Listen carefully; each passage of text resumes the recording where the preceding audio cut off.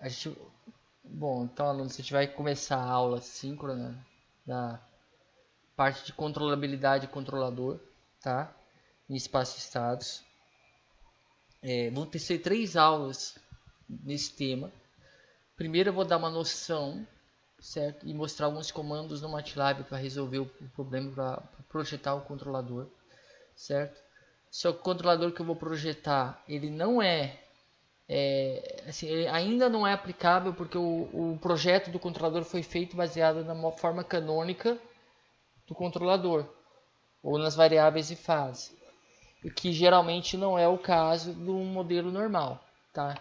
No modelo normal, os estados não estão na forma das variáveis de fase, então ele ainda não é aplicável. Aí na segunda aula eu vou mostrar como é que você faz a conversão, certo? E aí, em vez de passar comandos, eu vou passar como faz no Simulink. E é importante fazer no Simulink, que eu acho que facilita quando eu for trabalhar com o integrador.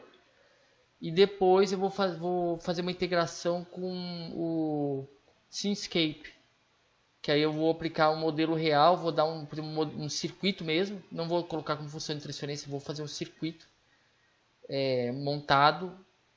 Vou modelar o circuito e vou fazer o controle do circuito, não do função de transferência, um circuito que está lá. Também tem, no Simscape tem como fazer é, a parte rotativa, parte eletromecânica, entendeu? Modelo eletromecânico. Então, tem umas coisas que dá para ser feitas que a gente pode trabalhar e para provar para vocês que funciona, entendeu? O método. Vocês vão ver que é interessante, tá? Então, vamos começar. Primeiro, relembrando a estrutura do espaço-estado, tá? Aqui a gente tem uma entrada e uma saída em N estados, então a dimensão das matrizes, certo? Y é N por X, o A é N por N, o X é N por 1, tá? N por 1 tá aqui também, né? B é N por 1, aqui é 1 por 1, tá? O C é 1 por N e beleza, tá? Uma entrada, M saídas, N estados, você vai ter, só muda aqui, ó, tá? Você vai mudar na segunda equação, não na primeira. Então, quer dizer, a saída influi na segunda equação. E a entrada influi, tá? Na primeira equação, aqui, ó. E na segunda também, porque aparece segunda e a primeira, tá? Então você tem M saídas, K entradas e N estados, tá?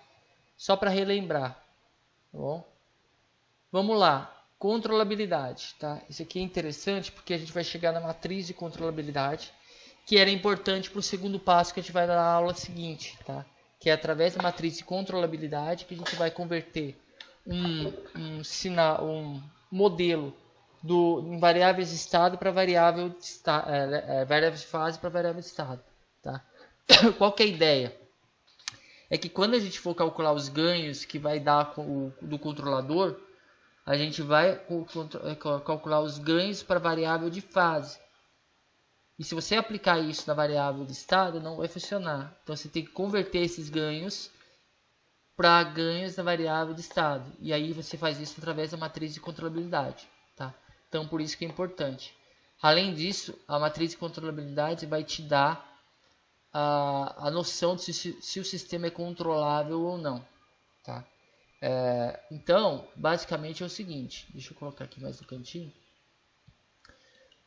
A matriz de controlabilidade. Primeiro, o que é controlabilidade? Né? O sistema é completamente controlável se existe um controle, o sinal de controle, né? U de T, sem restrições, que pode transferir qualquer estado inicial para qualquer outra posição desejada em um tempo finito. Ou seja, ele vai ter que ter a entrada U, ela tem que ser capaz de modificar todos os estados, certo? Se você entrar com uma entrada e um dos estados não mudar, esse sistema provavelmente não é controlável, tá? Mas para não ficar fazendo teste, eles criaram a questão da matriz de controlabilidade. O que é a matriz de controlabilidade, tá? Só para conceituar, né, esse PC, a primeira coluna está aqui, a segunda coluna está aqui, a terceira coluna está aqui, certo? E aí você tem por colunas, tá? Começa com B. certo? Então, se eu voltar atrás, você vai ter, por exemplo, o B é N por K. Vou colocar N por K que é padrão. Então, aqui, N por K. O que é o A? K por K, N por K, tá? É isso, né? K. Ah, não, é que eu mudei, cara. N estados, desculpa. Então, peraí. É N por N e o N por K é N por N, tá bom. Então, vamos lá. Pensei que era K estados, é N estados. Acho que o exemplo anterior, na aula passada, eu fiz com o K para estados, tá? É N por N aqui. Então, N por N vezes N por K vai dar N por K. A ao quadrado. O que é A ao quadrado? É A transposto A. Tá? É A ao quadrado. Tá? Isso aqui vai ser N por N vezes N por N, né? Porque a transposta do N por N é N por N. Esse aqui vai dar N por N vezes N por K. No total vai ser N por K. E por aí vai, tá? Então é isso. Então isso aqui vai dar colunas de N por K, certo? E qual que é onde para isso, tá? Você vai ter, dependendo do número de estados, tá? Então, por exemplo, você tem 2 estados, você vai até um certo ponto aqui, tá? Ó, vai até n menos 1, tá? Então, até n menos 1. Então, por exemplo, se você tiver 2 estados, ele vai até a, b, tá? Se você tiver 3 estados, ele vai ter a ao quadrado b, tá? Então, basicamente, você tá é o seguinte, se você tiver, isso aqui é para qualquer tipo, não precisa ser variável de fato. Se você tiver um b de 1, 2 e um a de 1, 2, 3, 4, a matriz de controlabilidade vai ser 1, 2, e aqui vai ser A vezes B vezes A, né? A vezes B. A vezes B vai ser, o primeiro vai ser, multiplica a primeira linha pela coluna, vai dar o primeiro valor, que é 1 mais 4, 5. E a segunda linha pela coluna vai ser 3 mais 8, 11. Isso aqui é a matriz de controlabilidade, tá? Beleza. A gente pode calcular isso aí, não é para você ficar fazendo, você pode calcular com esse comando aqui no MATLAB, CTRB, B se dá a matriz A, da matriz B, ele calcula a matriz de controlabilidade para você, tá? Então, tranquilo. Até aí, bom, eu vou acabar de a controlabilidade, tá? E aí eu continuo, aí eu pergunto, tá? Eu lembro que eu falei para vocês que a forma paralela do diagrama de fluxo de sinal é fácil para a gente observar a controlabilidade, tá? O que é a forma paralela? Seria uma matriz que você vai ter o A1100, o 0A22 e 00A33, por exemplo. Você tem só a matriz diagonal. Quando você vai representar, isso aqui é uma matriz A, tá? Quando você vai representar isso aqui, vai ficar desse jeito aqui, ó, tá? O que acontece? Por que é fácil? Porque o estado está aqui, ó, tá? Ou seja, o estado, você mostra que o estado está dependendo do U. Cada estado está dependendo do U, tá? Se acontecer algo desse tipo, você pode falar que o x1 não depende do U. Se o x1 não depende do U, ele pode-se dizer que o y não é controlável, tá? E aí fica difícil, tá? Bom, exemplo de sistema não controlável, tá? Aqui é uma outra definição, mas é a mesma coisa, tá? A técnica de alocação de polos é que a gente vai utilizar, tá? E o projeto só é viável para sistemas controláveis, da técnica de alocação de polos, tá? E com a matriz de controlabilidade é possível detectar se o sistema é controlável ou não, tá? Um exemplo, primeiro vamos falar um exemplo de matriz não controlável, tá? Você tem essa matriz aqui, ó. 2, 0, menos 1, 1, 1, 1. O determinante da matriz de controlabilidade, se for 0, o sistema não controlável. Tem outra maneira de a gente ver, é usar uma função que chama rank, tá? Que é o posto da matriz, tá? Também, aí é o seguinte, no posto da matriz, você tem que ter um posto, ou rank, igual ao número de estados. Se for menor, não é controlável, tá? Basicamente isso.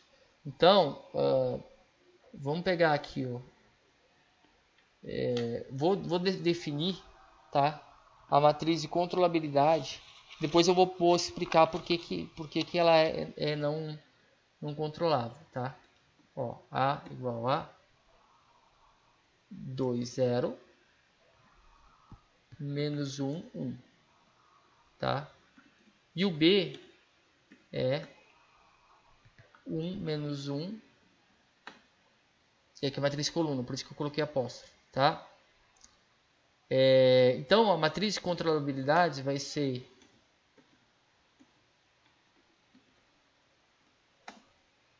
isso aqui, 1, 2, menos 1, 2. O determinante dele é 0. Rank dele é 1, não é 2. Deveria ser 2, tá? Então, por quê?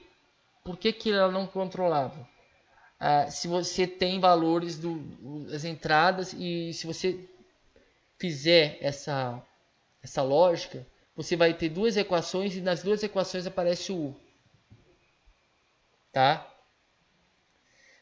Aqui tem uma explicação plausível, mas ainda ficou meio dúbio, tá? Por quê? Ele somou o x1 ponto com o x2 ponto e deu, ele acaba cancelando o U e fica que o x1 ponto mais x2 ponto só depende do x1 e x2, tá? Tá, mas isso aí ainda ficou meio dúbio, né? Mas o que quer dizer isso? Então vamos lá na lógica. Eu tenho que... esse aqui é outro exemplo. Eu tenho que... Vou colocar na forma matricial. x1 ponto, x2 ponto é igual a 2, 0, menos 1, 1. x1, x2. Certo? Mais 1 menos 1, U. Vou transformar a primeira equação e a segunda equação em função de transferência. Então, a primeira equação é x1 ponto é igual a 2x1 mais U. Certo? E a outra é x2 ponto é igual a menos x1 mais x2 menos U. Tá? Se eu colocar isso aqui em forma... usando função de transferência, eu botei isso aqui, ó. Sx1 de S é igual a 2x1 de S mais U de S.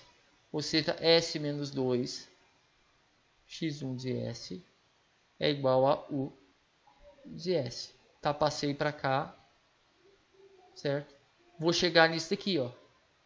x1 de S é igual a 1 sobre S menos 2 U de S. Tá? Isso aqui é a primeira equação. Agora vamos para a segunda.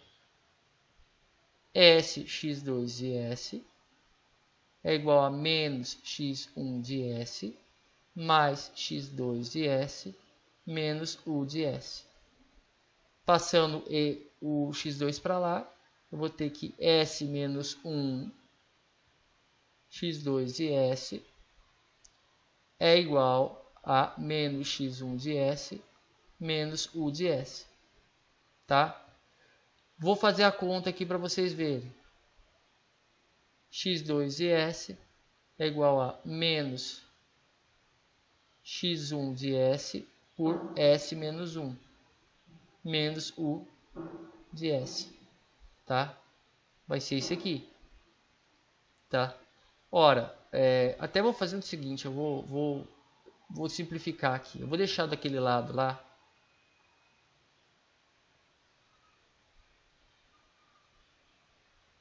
Em vez de fazer isso, eu vou manter o S mais 1 do outro lado e vou substituir o valor. Fica melhor assim. Senão vai ficar segunda ordem aqui. Vamos fazer assim. Aí eu vou pegar isso aqui, menos U de S sobre S menos 2. Tá? Ou seja, S menos 1, x2 de S é igual a menos U de S menos S menos 2 U de S sobre S menos 2. Certo? E aqui você vai ter o seguinte, ó. S menos 1 x2 e S. Em cima vai ser menos 1 menos 1 menos S mais 2 U de S. Aí eu coloquei sobre aí, vai ser exatamente isso. Ah, vai ser sobre não, tá certo. Tem que sobre S menos 2, tá? E em cima você vai ver que vai dar S menos 1 x2 e S é igual a menos S menos 1 S menos 2 U de S. Cortou. Eu tenho que, já vou colocar aqui só para comparar para vocês verem, de propósito. x2 de S é igual a menos 1 sobre S menos 2 U de S. O que aconteceu aqui? O de cima embaixo é quase igual. Você só pode falar que o x2 de S é igual a menos 1 vezes x1 de S. Qual que é o problema aqui? Os dois não podem ser estados ao mesmo tempo. Por quê? Porque eles são linearmente dependentes. Então, quando você tem uma matriz formada que dá uma relação de estado linearmente dependente, ela não é controlável. Tá? Essa é a lógica. Tá? Outra coisa que pode acontecer é esse caso aqui, certo? Que o determinante é zero. Por quê? Porque se você colocar na conta, você vai ter isso aqui, ó. x1 ponto é igual a x1 mais x2 mais u, e aqui x2 ponto é igual a x2. Tá? O x2, ele depende dele mesmo. Tá? Não tem nada que eu possa colocar que mude o x2. O x2 depende dele mesmo. Cai naquela questão, essa questão aqui, ó. No caso, o x1 depende dele mesmo. Tá? Então, é não controlável. Se isso aqui fosse x2 ponto igual a x1, como vários outros modelos que a gente tem, inclusive a forma canônica do controlador tem isso, aí pode ser que seja controlável. Isso significa o quê? Mudaria a equação, tá? Ficaria, na verdade aqui está errado, menos x1, tá? Menos x2, acho. Aqui, ó. Esse aqui é menos x2, tá? Mesmo assim, não muda. Se fosse menos x1, isso aqui ficaria aqui, ó. Menos 1, 0. E aí você teria um valor do determinante, tá? Determinante aí mudaria o valor aqui, e você teria provavelmente um valor determinante diferente, tá? Então, você teria, se o A for, eu não coloquei aqui, eu não notei, mas se for 1, 1, 0 menos 1, 1, 1, 0 e menos 1, e o B for 1, 0,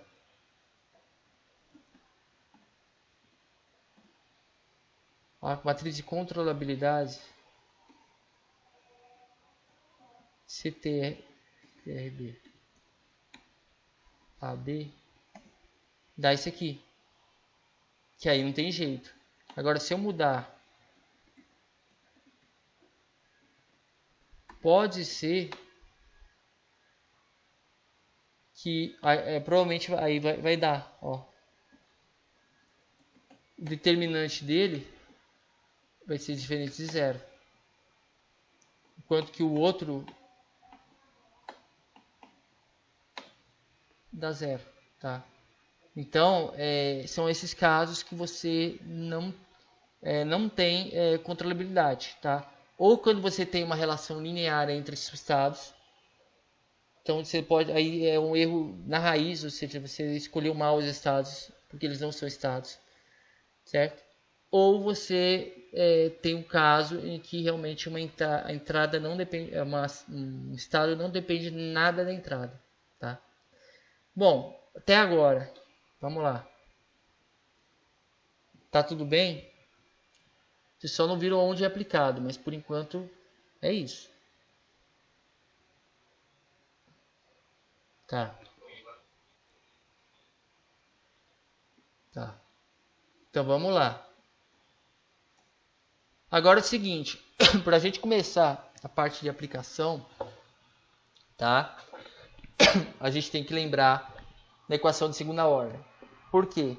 Todas aquelas coisas que a gente precisa, que as principais, o overshoot, o TS e o TP, certo? A gente tem as fórmulas básicas da equação de segunda ordem.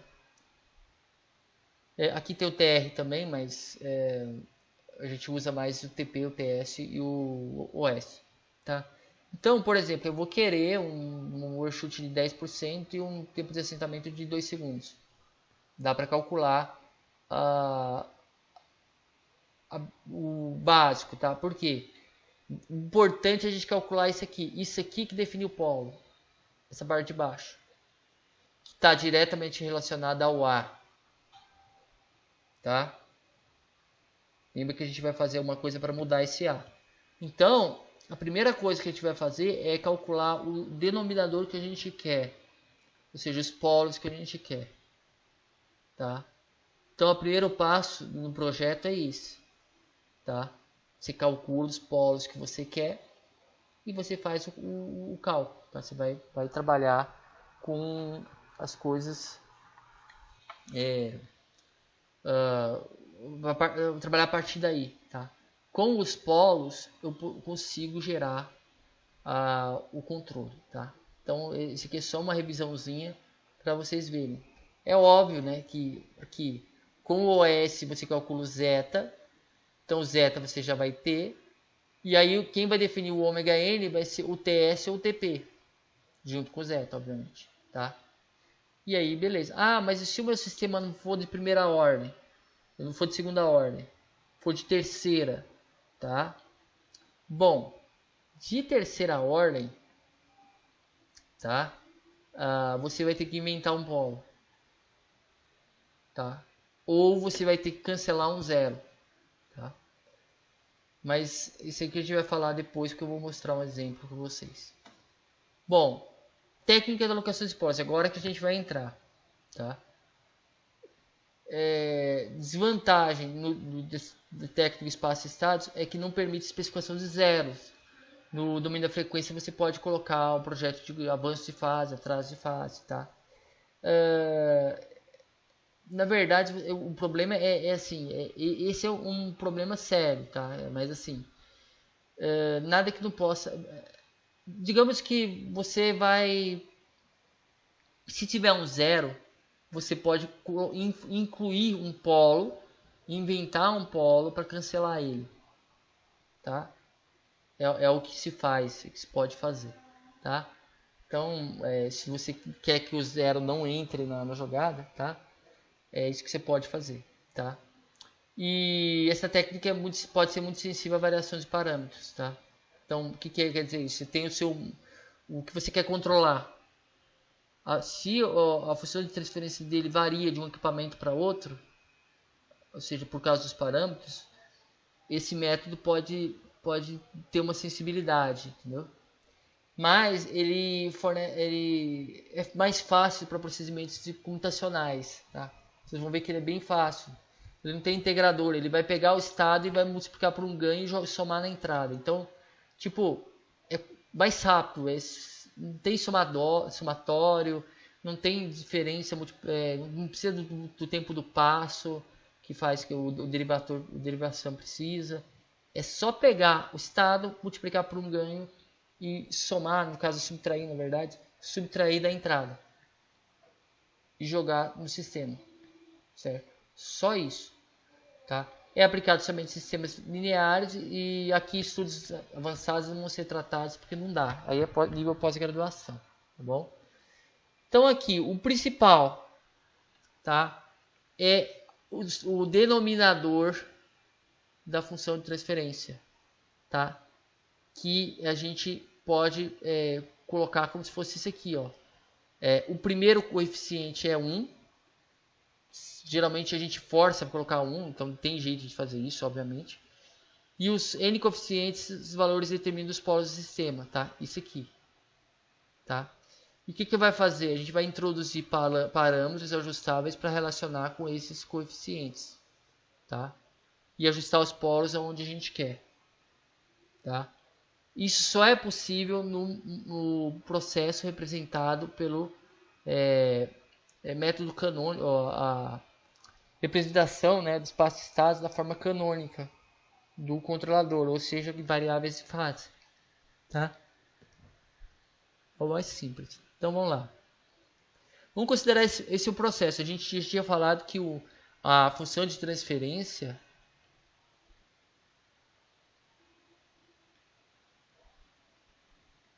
pode ser representada por isso, tá? É isso aqui.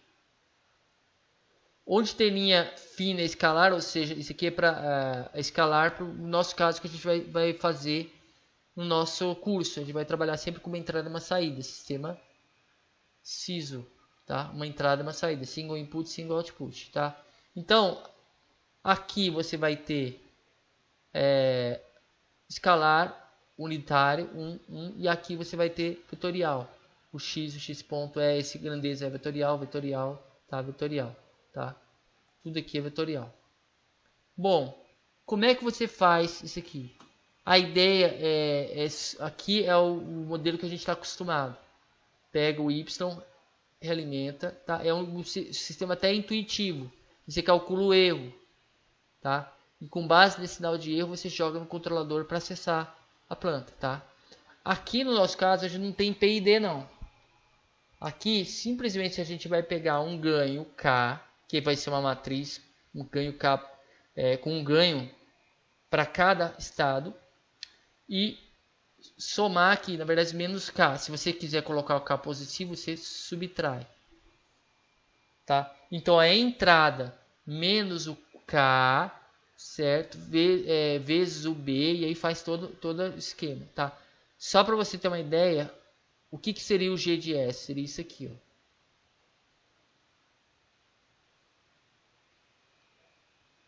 Se você estiver controlando um equipamento, que seja alguma coisa, isso aqui é seu equipamento. O que você vai ter que fazer? Você tem que ter acesso aos estados, certo? E aí você realimenta na entrada e você joga aqui. Basicamente isso, tá? Então, a dificuldade às vezes é ter os estados. Tem técnicas para isso, tá? A gente vai trabalhar com essas técnicas, tá? Uma delas se você não tiver acesso a estados, é a mais usual, né? É a única que a gente vai estudar, é o método observador, tá? Que aí você só precisa da saída e da entrada, certo? E aí com isso você estima os estados e joga na realimentação, tá? Por enquanto a gente vai trabalhar desse jeito, tá? Essa aula a gente vai trabalhar só com forma canônica, tá? Na próxima aula eu vou introduzir formas não canônicas, tá? E a gente vai trabalhar, que aí é o mais real, tá? Então a gente vai trabalhar com isso. E vou mostrar o processo de a gente calcular os Ks, tá? Você pode ver que é coisa simples. O que são os estados? A gente viu na aula passada a questão que os estados, para mim, circuitos podem ser uma corrente, uma tensão. Você pega, mede essa tensão, mede essa corrente, multiplica a tensão por um K, a corrente por outro K, subtrai da entrada e joga como U.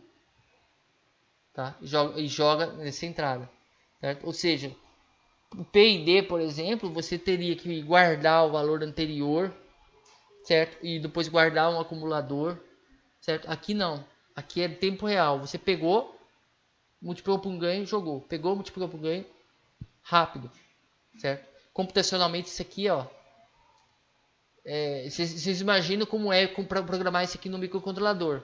Aqueles circuitinhos que tem, você pega e mede a corrente num ponto, a tensão no outro, joga no Arduino, pega esse valor, multiplica por cada um deles por um fator K, soma com a entrada cada um deles e joga na saída.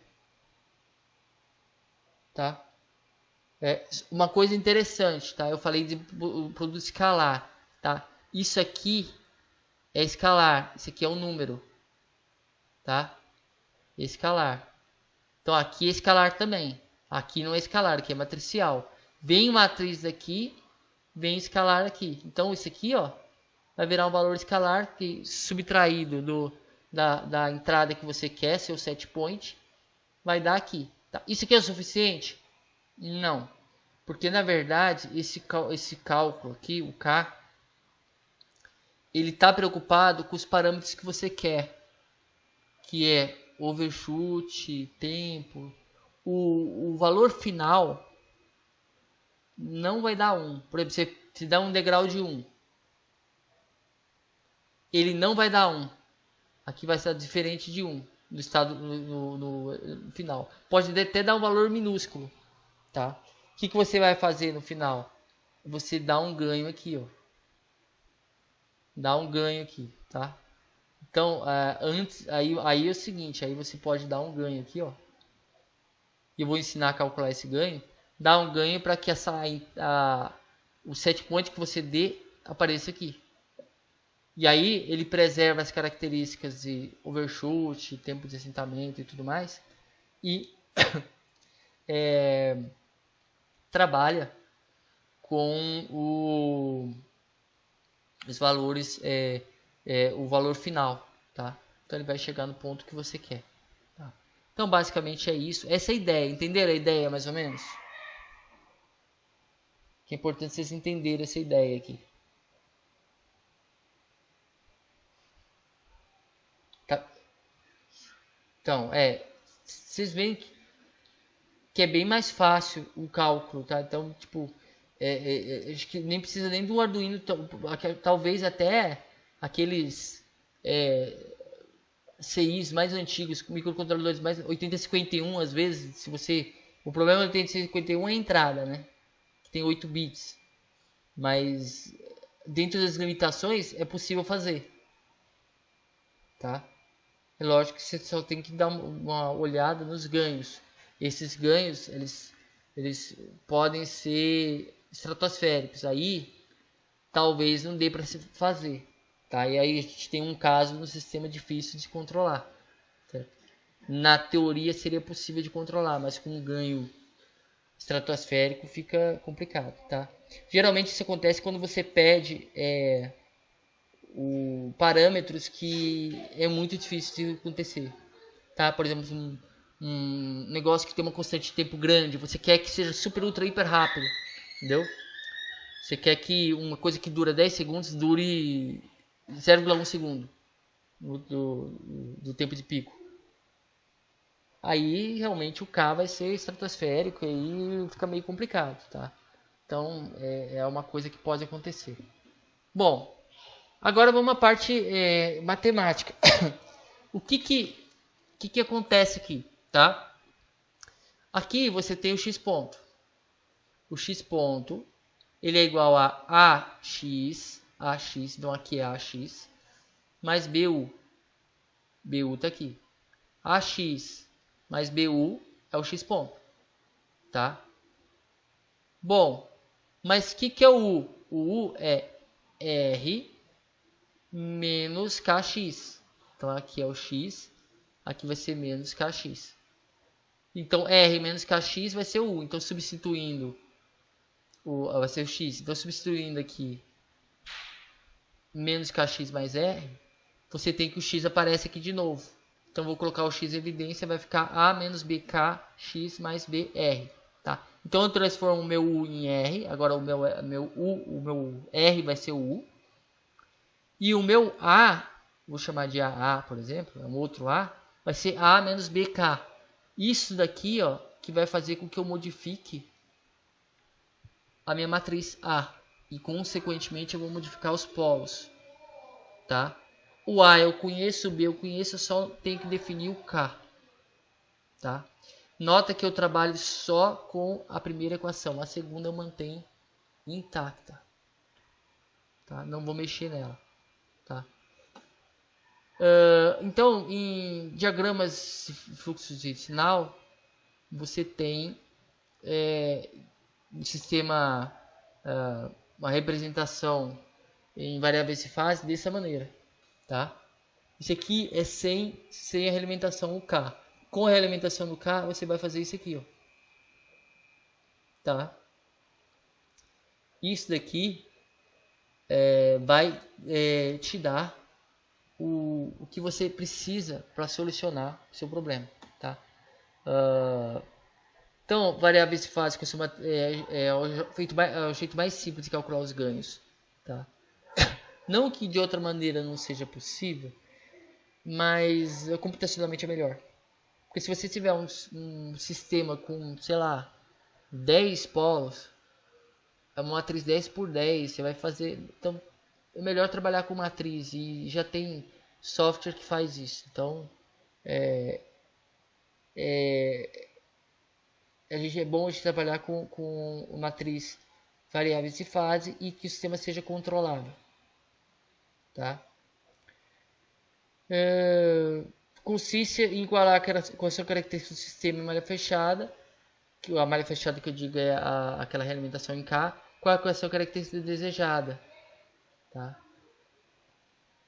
Se o processo for de ordem elevada e não tiver representado na forma variável de estado ou na forma canônica controlável, né, a solução para obter os ganhos K pode ser complicada. Então, se não tiver na forma canônica controlável, o controlador pode ser complicado calcular o K. E o recomendado é transformar o seu sistema na forma canônica do controlador, ou seja, em variáveis de fase. Mesmo que quando você faz isso, você muda os estados, ou seja, os estados não são mensuráveis mais. Aí você faz o processo e depois você retorna à representação original. E aí na aula que vem eu vou ensinar a retornar à representação original. Tá? Vamos ver se dá para chegar. Tá? Aqui tem os processos, né? Bom, eu vou fazer o seguinte, em vez de ficar lendo para vocês, eu vou explicar mais ou menos a ideia, tá? Qual que é a ideia? Essa parte daqui, ó, na forma canônica do controlador, porque o B é 0001, isso aqui são os coeficientes da equação característica do processo, tá? De trás para frente. Então, se eu tiver um denominador de s ao quadrado mais 3s mais 2, tá? O A seria isso aqui, ó. 0, 1, 0, 0, 0, 1. E aqui o maior, que é o AN-1, tá aqui, que é 3. Aí tá de segunda ordem, então não tem. Pera aí. Segunda ordem é esse aqui, ó. 0, 1, certo? 0, 1. Aí o último o último aqui é o primeiro, tá? Então é 3, 2, tá? Então nessa última linha aqui está o denominador, tá? Qual que é a ideia então? Eu tenho que multiplicar um K para cada um deles, tá? Quando eu faço isso aqui, ó, o K é esse aqui. O K é uma matriz, tá? 1 por n, tá? Por quê? Porque quando eu multiplico pelo x, vai dar o kx, ele vai dar um valor escalar, tá? Então, se eu pegar o a e o b e multiplicar a menos bk, tá? Supondo um k igual a esse, ele vai fazer isso aqui, ó. Certo? Ou seja, o que eu estou mudando? Eu estou mudando o denominador da minha função de transferência. O que eu preciso? Eu preciso calcular o denominador que eu quiser, tá? Então, lembrando que o denominador, a equação característica da função de transferência é SI, lembrando que I é matriz de identidade, menos A menos BK, tá? Porque eu estou querendo fazer a equação característica, que seria o denominador, né, da função de transferência, vai me dar isso aqui, tá? E aí é só igualar a equação característica do processo, a equação característica do que você quer e a equação característica desejada, tá? Então, ao você igualar, certo? Cada denominador, o que você quer com o valor que você tem, você vai achar o K para cada um, tá? E é isso, basicamente isso. Essa é a ideia, tá? É isso que se faz. Só que você não vai fazer, eu não vou obrigar vocês a fazerem na mão, tá? Se eu estou explicando o processo, tá? Deu para entender?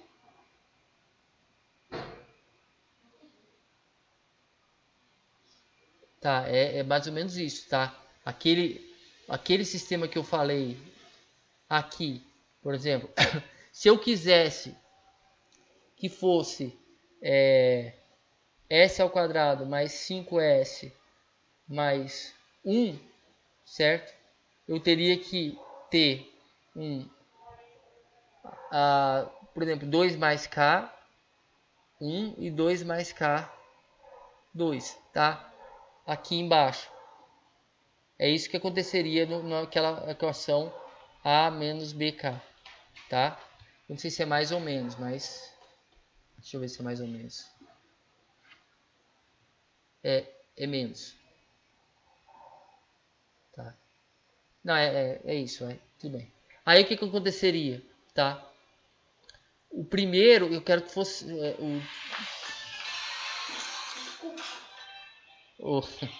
o primeiro aqui, tá? Representa o último. Então, ó, para 2 mais K1 ser igual a 1, o K tem que ser meio, tá? Não, peraí. Meio não. Tem que ser menos 1. Que eu vou subtrair. Menos 1. O K1 tem que ser menos 1. E o K2, para que 3K2 seja igual a 5, K2 tem que ser igual a 2. Então eu tenho o meu K igual a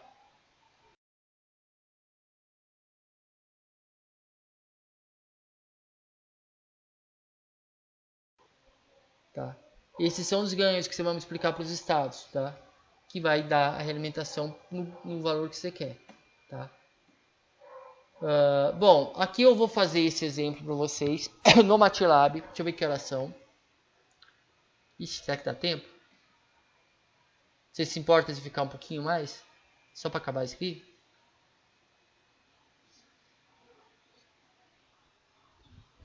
Tá bom. Tá bom. Então é o seguinte, ó. Eu quero um overshoot de 9,5% e um tempo de assentamento de 0,74, tá? Então vamos lá, tá? Primeira coisa, eu vou transformar essa função de transferência em espaço de estado na forma canônica, tá? Então vamos lá.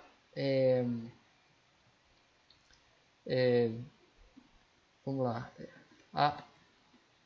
A, B, B, C, D é igual a TF to SS. Agora vamos ver o numerador e o denominador. O numerador vai ser 20 e 100, não é? 20 e 100, porque se multiplica em cima. E o denominador, aqui eu vou usar a convolução, tá?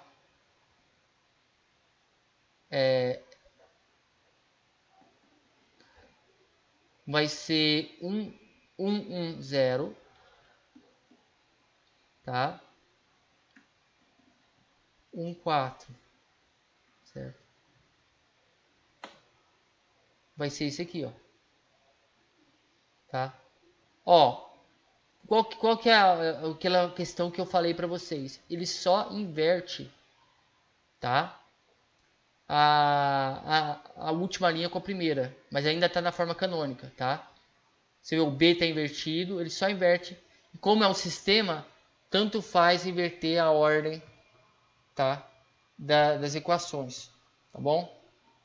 Isso aqui tem que deixar bem claro, porque no MATLAB ele inverte, tá? Então aquela questão da forma canônica, que a última linha, a última linha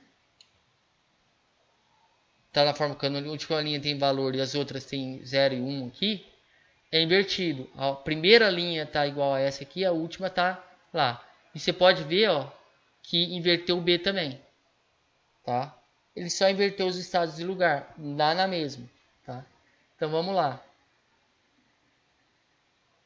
Opa, volta para cá. Então, agora outra coisa.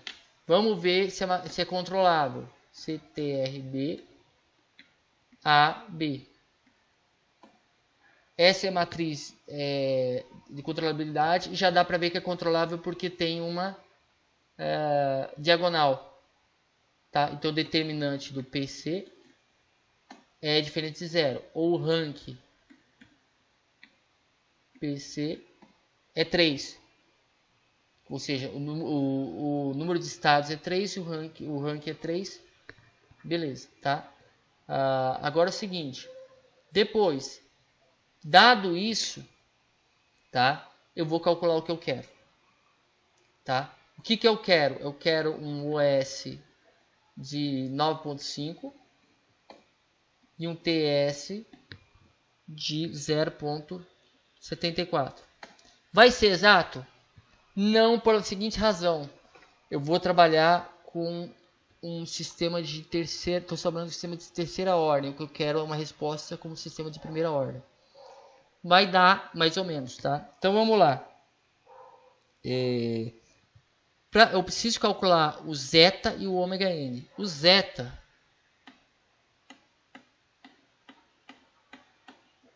Eu tenho isso aqui em algum lugar. Isso, ó. O zeta deu 0,5996, certo? 0,5996, tá? Aproximadamente 0,6, tá? É isso que deu? Deixa eu ver aqui. Ele nem falou, deve ter dado isso mesmo, tá? E o ômega n vai ser igual a 4 por Z por TS. Opa, ômega n é igual a 9.014, tá? Então, eu preciso calcular os polos, tá? Polos igual roots, para calcular as raízes, tá? De que equação? Equação característica de um sistema de segunda ordem. 2 vezes zeta vezes ômega n e... Opa, tá fora. 2 vezes zeta vezes ômega n ao quadrado. Isso aqui vai me dar menos 5.4 mais 7.21, menos 5.4 menos 7.21. Esses são os polos. Só que é o seguinte, eu tenho um sistema de terceira ordem. Eu preciso de mais um polo. Como está fora do que eu quero, certo? Eu tenho que dar um jeito dele influir o mínimo possível. Tem duas possibilidades. Uma, se o sistema tem zeros e um sistema não tem zeros. Tá? Se o sistema não tiver zeros, você vai pegar o valor real e multiplicar por um valor grande. Tá? Lembra do que eu falei para vocês há um tempo atrás do polo dominante? O que quer dizer isso? Para o sistema seu, no diagrama de polos, o sistema de segunda ordem, vamos supor que é isso aqui, certo? Para um polo influir o mínimo possível aqui, ele tem que estar longe. Porque os polos dominantes eles estão mais próximos do zero aqui. Então, você tem que colocar o mais longe possível. Então, você vai pegar a parte real e multiplicar por 10, por 100, colocar para lá. Porque aí ele não influi tanto. Aqui, tá? Se fosse só esses polos, eles iam para cima, certo? Se fosse só esses polos, eles iam para cima. Mas como tem esse polo aqui, certo? Ele vai fazer algo assim, certo? Mas quanto mais longe, ele vai fazendo mais para cá. Ou seja, o cruzamento aqui vai indo para lá, muito longe, tendendo ao infinito, ele nunca vai cruzar. Então a ideia é essa. Então, ou você coloca o polo, você vai chutar um polo grande, e para você ter uma referência, você pega a parte real, né? Ou pega, se no caso você tiver um caso onde você tem dois polos reais, você pega o último e multiplica por, sei lá, 10, 100, para ir mais para lá possível, tá? Ou quando você tem zeros, um zero, por exemplo, você tem um zero aqui, por exemplo, tá? Aí você escolhe um polo em cima do zero para cancelar. Você fala, ó, eu quero um polo, ele está aqui, eu quero que meus polos sejam aqui. Só que tem um zero aqui, você vai fazer um zero aqui, um polo aqui.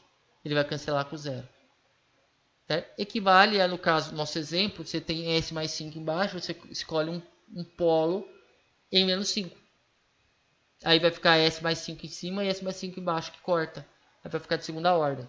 Então, eu vou pegar o S mais 5 aqui. Ó. Eu vou colocar um polo em S mais 5, tá? Para cortar com zero. Então, o meu P vai ser o P, ponto e vírgula, e menos 5. Esses são os polos, tá? Que eu vou trabalhar. Certo? São os polos desejados. Não são os polos que eu quero, né? Que eu tenho, tá? Os polos que eu tenho, você lembra que é o EVA. EG, desculpa. EG values. EGA. É 0, menos 1 e 4. Menos 4. Que é o que a gente viu na função de transferência. Tem um S, tem o S mais 1 e S mais 4. Tá? E eu quero que transforma no polo. Tá? Agora vem a parte, como é que a gente vai fazer? A mágica do sistema. Então, beleza, eu calculei os polos que eu quero. E agora eu preciso só calcular o K. O K é o seguinte. Tem um comando que chama place A, B, polos. Calculou o K. É isso mesmo. Calculou. Esse é o K. Tá? Agora é só você colocar, para você saber a resposta, é só você colocar o AA é igual a A menos, como é que é? A menos BK, não é? A menos B vezes K. Esse vai ser o novo, uma nova matriz A, certo? E agora eu tenho o A, só mudei o A. O B, o C, o D continua a mesma coisa. Eu vou declarar essa função. G é igual a SS a B, C, D. Certo? Essa é a declaração do sistema. Aí ele coloca no jeito de variável de estado, tá? Vamos ver aqui. Tá demorando mais que o normal, mas tá indo. Isso, ó, pronto. Agora é o seguinte, declarado desse jeito também funciona as questões do step, por exemplo, step G.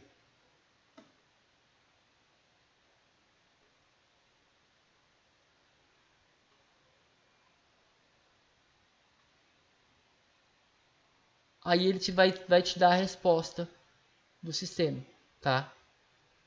Eu vou comparar aqui, mas eu vou só observar as questões da resposta, tá?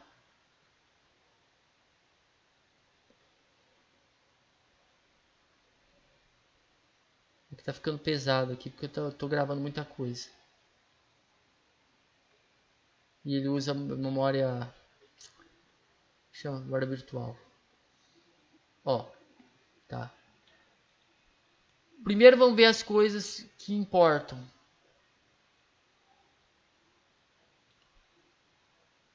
Ele vai conseguir. 9.5 overshoot. Exato. Por que deu exato? Porque eu escolhi o zero, polo igual a zero, cortou e aí ficou um sistema de segunda ordem. Settling time. Aí ficou um pouco menor, 0,74. Esse aqui lembra que essa fórmula é uma aproximação, então por isso que fica mais ou menos, tá? Mas ficou menor do que eu precisava. Beleza, tá ótimo, tá? Agora uma coisa importante. Steady state. 0,24. Ora, mas como é que faz? Qual que é o ganho que eu vou utilizar? Porque eu tenho que dar um ganho, tá? Lembrando que o step ele me dá a resposta no degrau unitário. Então, o ganho, pessoal, ele é feito da seguinte maneira, tá? Você pode deduzir o ganho. De que forma, tá? Eu vou colocar aqui. É o seguinte. Você tem aquela equação. X ponto é igual a x mais b, u. Certo? Eu vou colocar de um jeito mais... como se fosse A, não a sem o K. Porque isso serve para qualquer um. Tá? Então, colocando no domínio S, Sx é igual a AX mais BU. Certo? Ou seja, SI menos A X é igual a BU. Ou seja, X é igual a SI menos A menos 1 vezes B vezes U, tá? Só que é o seguinte, lembra que eu quero em regime permanente, T tendendo a infinito, S tende a zero. Se S tende a zero, X espaçado, X espaçado não, quis fazer X como chama? Regime permanente, tá?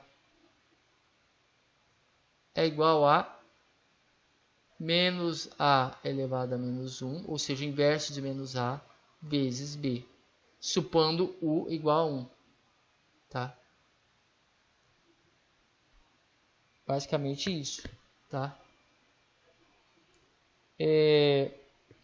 Bom, mas essa saída que você quer? Não, porque a saída é Cx mais DU, certo? No caso, o meu Y vai ser C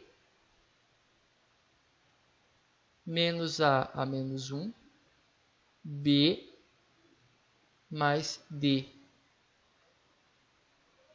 U. Isso daqui, ó, vai dar o ganho, tá? Tudo que eu tenho que fazer é pegar esse aqui e inverter. Meu ganho, KG, que eu vou multiplicar, pré-multiplicar para dar um ganho unitário, vai ser 1 sobre C menos A menos 1, B mais D. Isso aqui vai dar um número, tá? Não, vai dar 1 por 1. Essa matriz vai dar 1 por 1. Vai dar um número. Então, Para fazer isso aqui ficar legal, tá? Eu vou fazer o seguinte, ó. Vou calcular o ganho. KG, que é o ganho, um ganho inicial, vai ser 1 sobre. Aí eu vou colocar entre parênteses C vezes inverso de menos AA, porque agora eu estou trabalhando com AA, não A, certo? Vezes B. Mais D, que o D é 0, tá? Só que eu vou fazer isso aqui usando o meu sistema. Eu devo criar o sistema como G. Posso colocar G.A. Posso colocar isso aqui, menos G.A. G.B. G.D. 4.06. Agora eu faço o mesmo procedimento, step KG vezes. E aí ele vai me dar o que eu quero na amplitude que eu quero, tá? Esse ganho é importante, pessoal, porque ele tem que estar junto, tá? Ó, 9,5. Por quê? Porque se eu quiser, a partir daqui, o step é unitário. Mas, por exemplo, se eu quiser uma resposta de 5, é só multiplicar por 5 aqui, ó. Opa. Aí ele vai me dar uma resposta em 5. Se eu multiplicar por 6, vai dar uma resposta em 6. Então, esse ajuste é necessário, tá? Basicamente, eu vou trabalhar assim, ó. Deixa eu colocar aqui. Eu tenho meu espaço estado, que é B.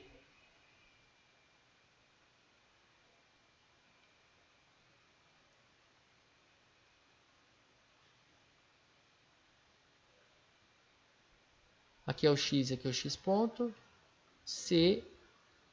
Não vou colocar mais D não, mas tem mais D aqui no final, tá? Vamos supor que não tem D. Aí você vai pegar isso aqui.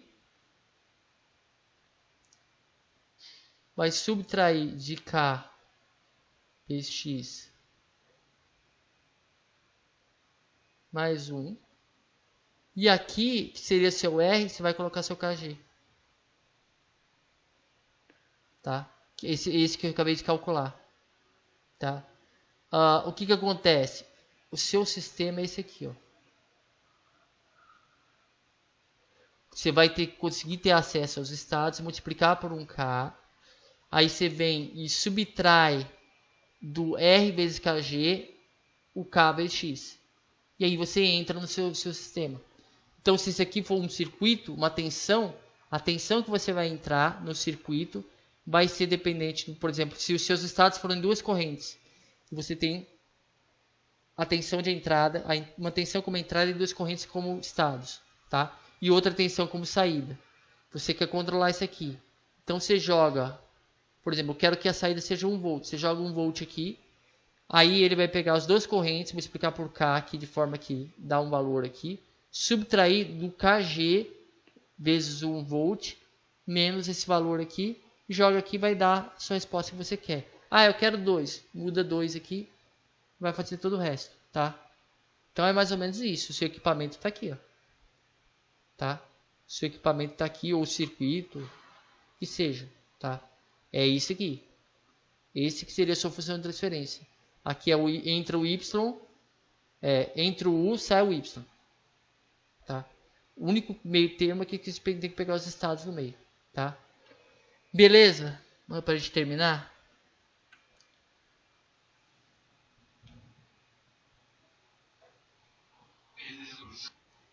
Tá.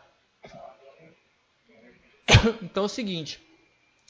Eu devo postar essa aula e tanto a aula simples quanto o outro no final de semana, tá? E aí eu devo postar talvez um vídeo da regra de Manson lá, que eu falei que ia postar, que é bom colocar, e alguns exercícios, porque a matéria mesmo é essa, tá? E o slide, tá? No slide, esse exercício que eu fiz tá com um polo em 5.1, próximo do polo certo, tá? Aí não dá o mesmo resultado exatamente, mas dá, tá? E, bom, é isso. E aí a próxima aula a gente continua fazendo outras coisas, tá? Devo postar também um questionário sobre a questão de mudar a forma de espaço-estado para função de transferência e função de transferência para espaço-estado. Coisa simples, tá? E como é questionário é rapidinho, vou corrigir antes do primeira tarefa de vocês, que era a modelagem, tá? E é isso. Então, não tenho mais dúvidas, a turma está liberada e obrigado pela presença.